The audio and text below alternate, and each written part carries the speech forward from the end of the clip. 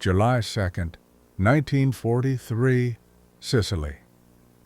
The Focke-Wulf 190s pilot never saw the P-40 Warhawk diving from above until machine gun fire tore through his fuselage.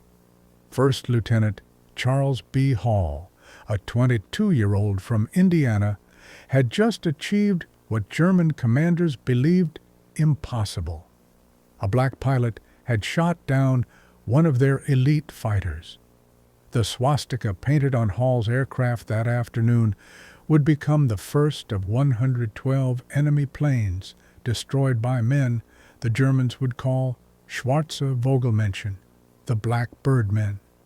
Nazi racial doctrine classified black people as Untermenschen, subhumans incapable of mastering complex machinery or demonstrating combat courage. Yet, above Mediterranean skies, that ideology was about to collide catastrophically with reality. What Luftwaffe pilots didn't know was they faced some of the most rigorously trained, highly motivated fighter pilots in the U.S. Army Air Forces. Men who'd overcome obstacles their white counterparts never faced, trained harder and longer than standard pilots, and carried into battle not just national duty, but the burden of proving an entire race's capability. The journey began in American segregation's hostile environment. In 1925, the U.S. Army War College published Employment of Negro Manpower in War, concluding black soldiers were inherently weak in character and lacked intelligence for technical roles. Yet, even as military leaders clung to these prejudices, black Americans were proving them wrong. Eugene Bullard flew for France in World War I because America wouldn't let him serve. Bessie Coleman earned her pilot's license in France in 1921, when no American flight school would accept her. Pressure for change intensified as war approached. Civil rights leaders, labor unions, and black newspapers hammered Roosevelt's administration with a simple question: how could America fight for democracy abroad while denying it at home?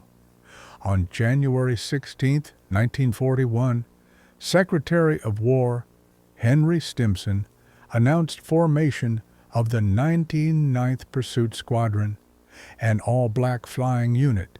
It was framed as an experiment to test whether blacks could be trained as combat pilots.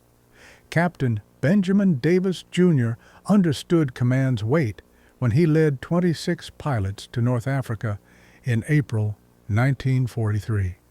Son of America's first black general, Davis had endured 4 years of silent treatment at West Point. Now, he commanded men carrying not just their hopes, but 13 million black Americans' aspirations. The 99th arrived in Tunisia, attached to Colonel William Momier's 33rd Fighter Group. Momier, skeptical about black pilots, assigned them Mediterranean patrol missions, keeping them from real action.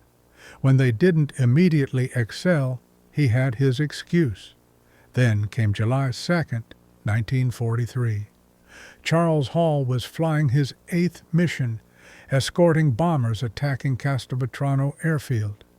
2 Focke-Wulfs bore down on the formation. Hall later testified, "I headed for the space between fighters and bombers and managed to turn inside the Jerries. I fired a long burst and saw tracers penetrate the second aircraft. He suddenly fell off and headed straight into the ground." When Hall landed, the base erupted. Black ground crews who'd endured months of insults finally had their answer. Hall's victory was the first aerial kill by a black American pilot in U.S. military history. By January 1944, despite 7 combat months, Colonel Momier filed a devastating report claiming the 99th lacked aggressiveness, recommending their removal from combat. The report reached General Hap Arnold, who prepared to shut down the experiment. Then came Anzio. On January 27, 1944, the Luftwaffe launched massive raids on Allied forces. 15 pilots of the 99th, flying obsolete P-40s, encountered superior Focke-Wulf 190s. What followed silenced critics forever. The 99th shot down 8 to 13 enemy aircraft over 2 days. Captain Hall claimed 2 more victories, flying inferior equipment. They destroyed more enemy aircraft in 2 days than in 7 previous months. In May 1944, the 332nd Fighter Group, combining 4 squadrons including the 99th, received transformative orders. They'd join the 15th Air Force as bomber escorts on long, dangerous missions into Nazi Germany. Colonel Davis gathered his pilots. "We cannot afford to lose bombers. Our job is not to be aces. Our job is to bring those bombers home." In June 1944, each fighter group received distinctive markings. The 352nd was assigned red, entire tail sections painted crimson. Their P-51 Mustangs with red tails, propeller spinners, and nose bands became instantly recognizable. Bomber crews didn't know their protectors were black. They only knew these fighters stayed close, never abandoning them for easy kills. Word spread, "Request the red tails if you can get them." The ultimate test came March 24, 1945. The 332nd received their most challenging assignment: escort bombers 1,600 miles round trip to Berlin to attack the Daimler-Benz tank factory. Intelligence warned that Me-262 jets would defend the target. Colonel Davis led 43 Mustangs into the Reich's heart. As they approached Berlin, Me-262s appeared, the largest jet fighter force ever assembled. Lieutenant Roscoe Brown had studied their weaknesses. "We went away from them and turned into their blind spots." Brown shot down one Me-262. Lieutenant Earl Lane performed what many considered impossible, shooting down a jet with a 2,000-yard deflection shot. Lieutenant Charles Brantley claimed the third. The destruction of 3 Me-262s in one engagement exceeded most fighter groups' entire war totals. The Red Tails had just exceeded all previous American Me-262 kills in one afternoon. The combat record demolished every pre-war assumption about black military capability.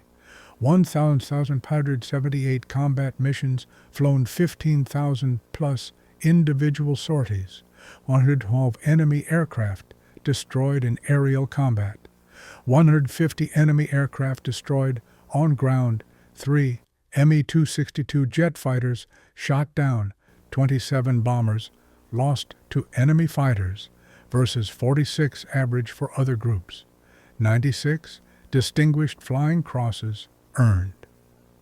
Behind statistics lay superior training. Tuskegee pilots flew 300 training hours compared to 200 for white pilots. The washout rate was 60% versus 40% for white cadets. Only the best survived, creating what Colonel Noel Parrish called a super-selected group. The progression through aircraft types told its own story. The 99th began with obsolete P-40 Warhawks, inferior to German fighters in almost every metric. Yet they used the P-40's superior turning ability to hold their own. The P-51 Mustangs arrived in July 1944, transforming the Red Tails into equals of any fighter unit. While 992 Tuskegee pilots served, 16,000 total Tuskegee airmen made victory possible.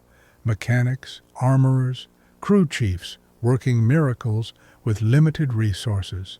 Despite being last in line for supplies, their aircraft availability rate equaled or exceeded white units. The Tuskegee Airmen fought two wars simultaneously, against fascism abroad and racism at home. Their victories made headlines in black newspapers but were minimized by mainstream press. The contrast was stark. By 1945, the Luftwaffe reportedly knew exactly who flew the red-tailed Mustangs, while many white Americans didn't know black pilots existed. Recognition came slowly. For decades after World War II, achievements remained largely unknown to mainstream America. Lee Archer, with 4 victories, rarely spoke about his record. "Nobody believed me anyway. A black fighter pilot must be lying." In 1948, President Truman signed Executive Order 9981, integrating the military, influenced by Tuskegee combat performance. Benjamin Davis became the Air Force's first black general in 1954.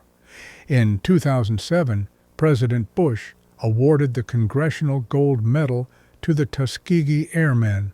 Only 300 of the original pilots survived to attend. The transformation from mockery to respect wasn't mythology, but documented fact. Every German fighter destroyed, every bomber protected, every mission completed added evidence to an irrefutable case. A pilot's skin color had nothing to do with his ability to fly and fight. Roscoe Brown, who shot down a German jet over Berlin, summarized their achievement.